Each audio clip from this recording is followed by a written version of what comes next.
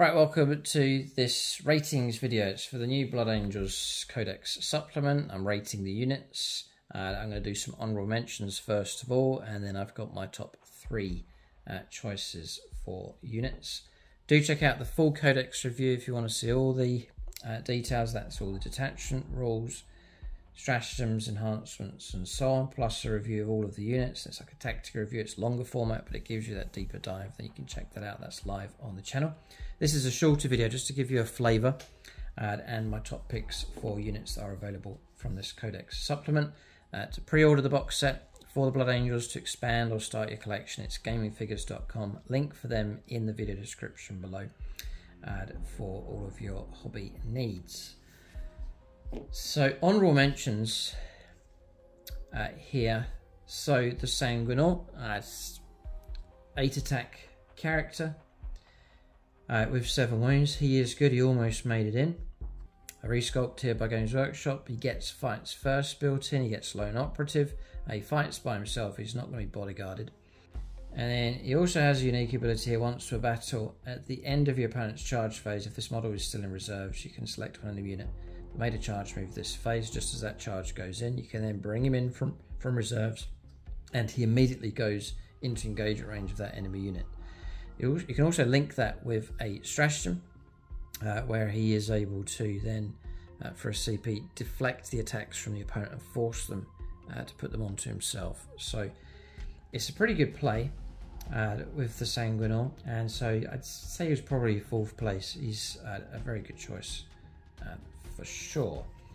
Mephiston, the lone operative psyker, is another good option as well, and all these characters are pretty reasonable in points cost.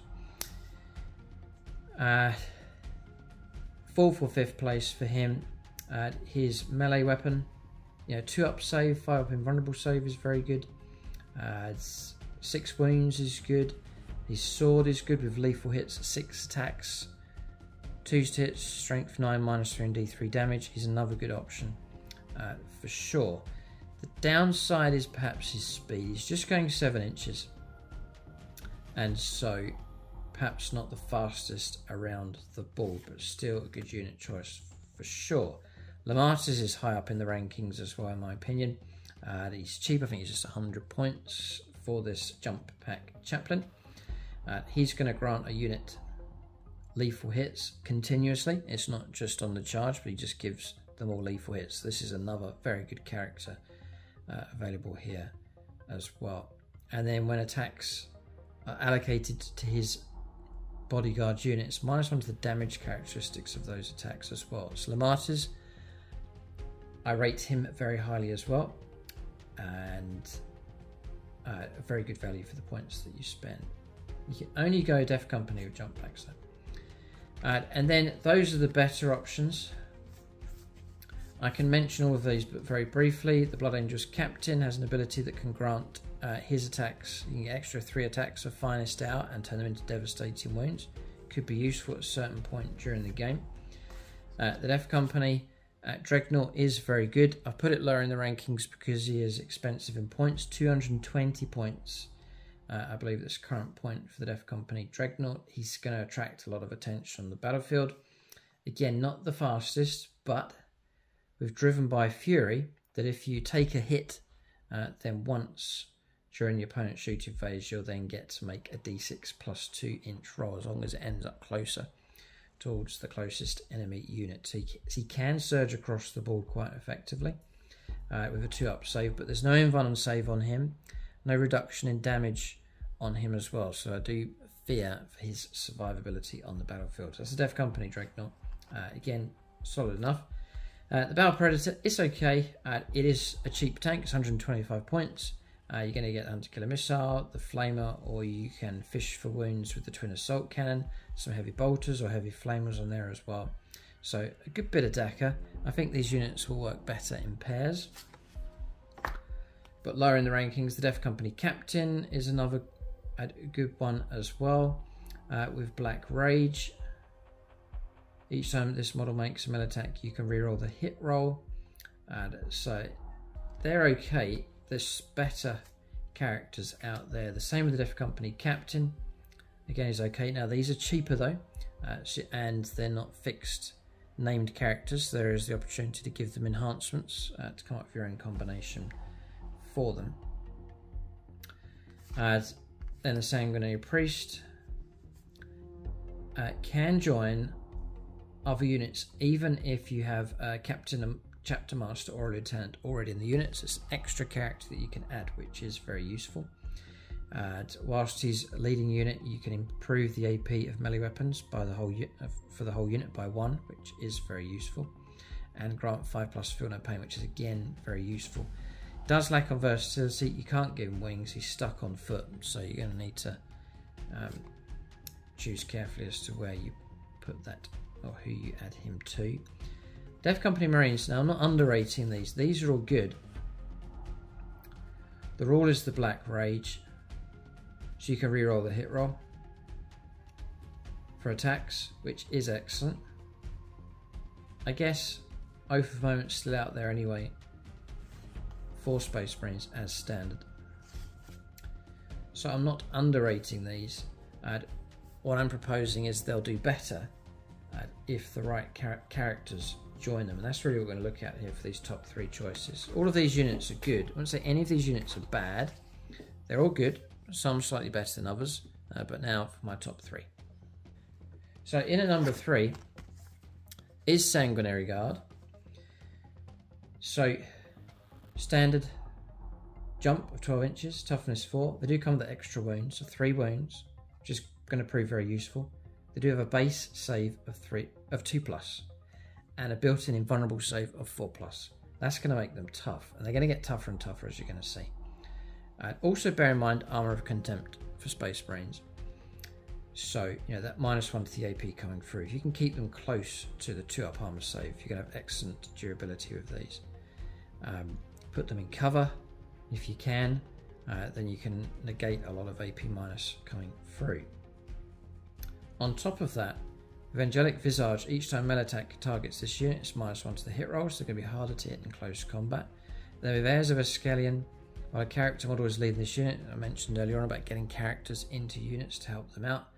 Then each time melee attack targets this unit, subtract 1 from the wound roll as well. So all of these things stacking up to make this a tough unit. Having said all of that, the opponent's going to go after them, so you've got to use them carefully. Hide them away, tuck them away, keep them out of trouble as much as you can, and try and increase their survivability on the battlefield because they're a hard enough hitting unit. You can also be pretty good at grabbing objectives, another good bonus for these. So whilst they're carrying the banner, which just comes, it just says here one model can be equipped with a Sanguinary banner. So I don't think you have to lose any of your weapons to take the banner, so I think every unit's going to take them. And whilst you have that banner, you get +1 to your OC control. So they're on 1, they become OC of 2. So not only are they tough, but very useful for taking on and securing and holding objectives. Then really the icing on the cake for these is their weaponry. So not so much firepower. You can take 1 Inferno pistol and a couple of Angelus bolt guns, but really it's the close combat where they can shine. You can go for the Incarmine Blade, 4 attacks at 3s to hit, strength 6, AP -3, which is excellent, and damage 2. You can take the Spear, which will give you 1 less attack, still hitting on 3s, strength 6, -2 and 2 damage. But it gains Lance, so +1 to the wound rolls. So that's good, but it's characters that can make them that much better. So that's Sanguinary Guard there at number 3. You can run them in units of 3 or 6. 6 is expensive, I think it's 150 points for 3. Which is quite a useful strategic unit that can still hit quite hard. If you want to go for squads of 6, it's going to be 300 points. They are going to be expensive, so you really do want to try and protect them. We've talked about characters can enhance your units. Dante is a good option. He's about 130 odd points, so he's not too expensive. You're going to get 2 up save, 4 up invuln, 6 wound model that will happily join Assault Intercessors with jump packs, Sanguinary Guard or Vanguard veterans. But I'm thinking putting him with Sanguinary Guard. They can bodyguard him. Then he can enhance them with +1 to advance and charge rolls, which is excellent.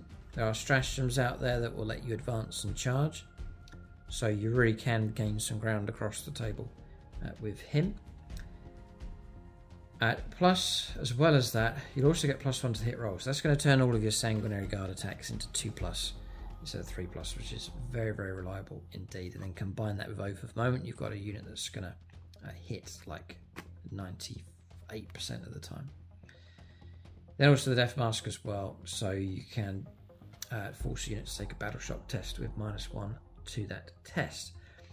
As well as all those bonuses, you've then got a Melter Pistol on him, and then a ton of attacks coming through with built-in lethal hits for the Axe Mortalis, 8 attacks at 2s, Strength 8, -3, and 2 damage. So even 3 Sanguinary Guard plus Dante, you've got yourself a lot of attacks, very reliable attacks coming through. But my top choice is Astraf the Grim for the Blood Angels. So you're getting a 2+ save, a 4+ invulnerable save, toughness 4, 5 wounds. Obviously you're going to try and bury him inside a unit, bodyguard them with a unit of Death Company Marines with jump packs. His attacks are built-in devastating wounds plus precision. That really was the final perk there, just to push him right to the very top. So he can literally go hunting for enemy characters with his Executioner's Axe. 6 attacks, 2s to hit, Strength 7, -3, and 2 damage. And that's built-in devastating wounds for him. He's got Redeemer of the Lost. So whilst this model is leading a unit, each time model in that unit is destroyed by melee attack, if it hasn't fought this phase on a 4+, it will get to fight before it's removed. So that's very, very useful to have. If you're caught out in an ambush, the opponent's fighting first, there is a chance that some of your models can get to fight before they're removed, which is excellent. And then Massive Doom. When you make a charge move, then melee weapons equipped by models in the unit, not just him, but the entire unit, will then gain devastating wounds. So even if you're a unit that's equipped with chain swords, you can plaster a target with tons of attacks coming through and then fish for those devastating wounds on top of that as well. So it's for those reasons, the ability to confer devastating wounds, fight before you die for models in your unit, and to take your own weapons here, which is precision and devastating wounds, I think is a very tasty unit indeed. Cheap enough in points, bury him in amongst a unit, plus the resculpt is one of my favourites here as well. So an excellent unit, and I've rated him at number 1. Let us know what you think in the comment section below. The 3 that I've gone for at number 3 is the Sanguinary Guard, then Commander Dante, one of the older, newer sculpts, but the rules I think for him are solid. But at number 1 it's Astraf the Grim. I've put him at number 1. I think for the points he is very worthwhile indeed. So it's dominated by characters here. You really do need them to get the most out of your Blood Angels units. What top 3 would you choose? Let us know in the comment section below. For a deeper dive on tactics, do check out the Codex review. That's a full review of the new Blood Angel supplement. And for discount 40k, including this set on pre-order, then it's gamingfigures.com. Link for them in the video description below. So that's the video. Keep a lookout for more content on the channel. Thanks for watching. Tune in next time.